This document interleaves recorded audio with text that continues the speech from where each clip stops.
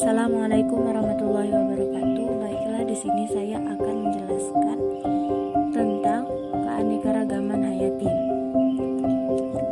Keanekaragaman genetik. Keanekaragaman genetik merupakan variasi genetik individu suatu populasi.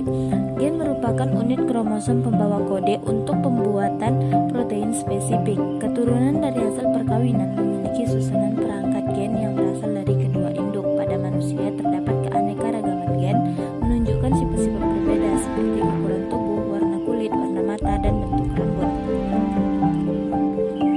Keanekaragaman spesies, keseragaman individu, tapi antara jenis dijumpai keanekaragaman individu. Sebagai contoh, kucing, harimau, dan macan memiliki morfologi yang berbeda satu sama lain, tetapi mereka sebenarnya berkerabat dekat. Keanekaragaman ekosistem. Di bumi ini akan ditemukan makhluk hidup lain, tidak hanya manusia. Semua makhluk hidup berinteraksi atau berhubungan erat dengan lingkungan tempat hidupnya. Tujuan dan manfaat klasifikasi makhluk hidup. Tujuan khusus dari klasifikasi makhluk hidup adalah mengelompokkan makhluk hidup berdasarkan persamaan dan perbedaan ciri-ciri yang dimiliki, mendeskripsikan ciri-ciri suatu jenis makhluk hidup untuk membedakannya dengan makhluk hidup dari jenis yang lain, mengetahui hubungan kekerabatan antar makhluk hidup, memberi nama makhluk hidup yang belum diketahui namanya. Tata nama dalam mikrobiologi. Untuk memudahkan komunikasi, makhluk hidup harus diberikan nama yang unik dan dikenal di seluruh dunia. Berdasarkan kesepakatan internasional, digunakan metode binominal nomenklatur. Metode binominal nomenklatur artinya tata nama ganda. Disebut tata nama ganda karena pemberian nama jenis makhluk hidup selalu menggunakan dua kata atau nama genus dan spesies. Sejarah klasifikasi makhluk hidup. Aristoteles pada tahun 384 sampai 322 sebelum Masehi mengelompokkan makhluk hidup menjadi dua kelompok, yaitu tumbuhan dan hewan. Tumbuhan dikelompokkan menjadi herba, semak, dan pohon. Sedangkan hewan digolongkan menjadi vertebrata dan avertebrata. John Ray pada tahun 1627 sampai 1708 merintis pengelompokan makhluk hidup ke arah grup-grup kecil. Ia telah melahirkan konsep tentang jenis dan spesies.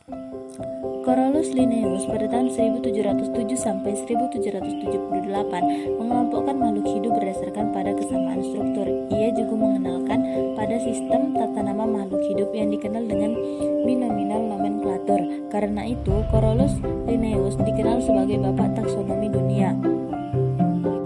R.H. Whitaker pada tahun 1969 mengelompokkan makhluk hidup menjadi 5 kingdom atau kerajaan, yaitu Monera, Protista, Pungi, Plantae, dan Animalia.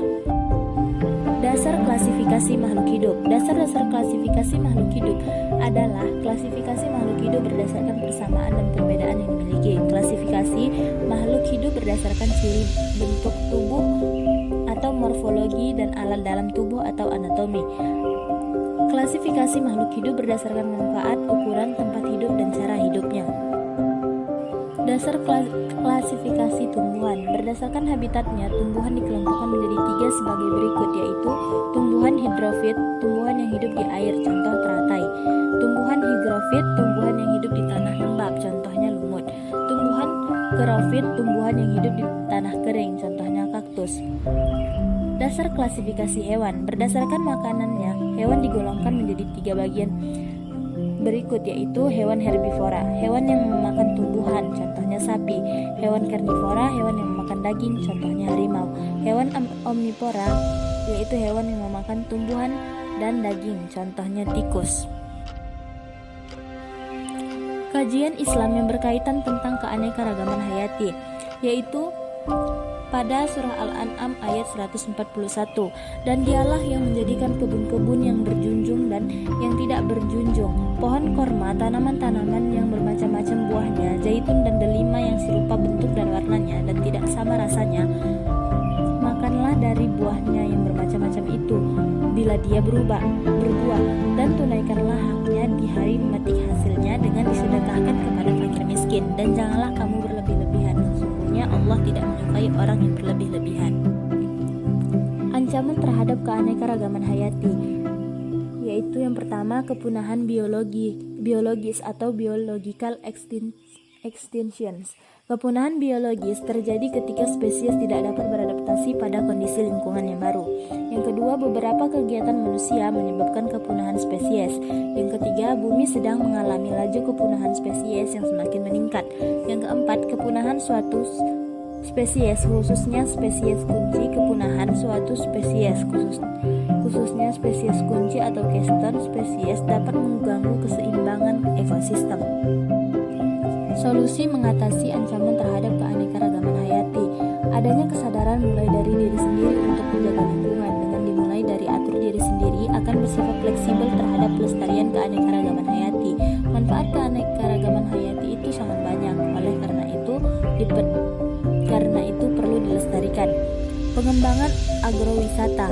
Dengan mengembangkannya, maka akan mendapatkan dua fungsi sekaligus, yaitu untuk menjaga keanekaragaman hayati dan fungsi ekonomi, melaksanakan pembangunan ramah lingkungan, mengupayakan adanya eko-industrial. Dengan eko-industrial dapat mengurangi jumlah limbah dan meningkatkan pendapatan dari penggunaan ulang atau penjualan limbah.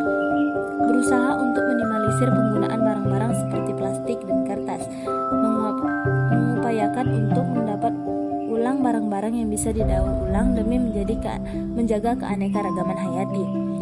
Menggunakan sistem pengelolaan hama terpadu atau PHT. Dengan adanya PHT dapat menjaga rantai makanan yang berdampak pada pelestarian keanekaragaman hayati.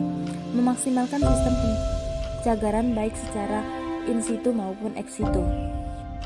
Wassalamualaikum warahmatullahi wabarakatuh.